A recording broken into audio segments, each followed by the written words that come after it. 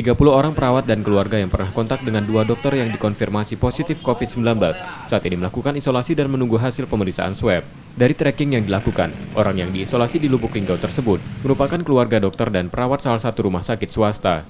2 dokter itu kini sudah dirawat di Rumah Sakit Muhammad Husin, Palembang. Gugus Tugas COVID-19 Lubuk Linggau mengaku sudah melakukan pelacakan ke sejumlah pasien lain yang pernah berobat ke 2 dokter tersebut.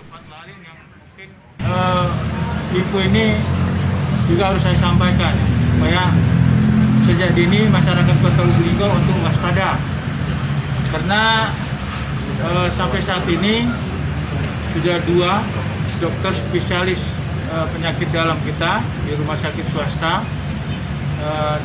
dinyatakan positif berdasarkan hasil swab daripada tim medis di provinsi, dan yang bersangkutan itu berada di Kota Palembang.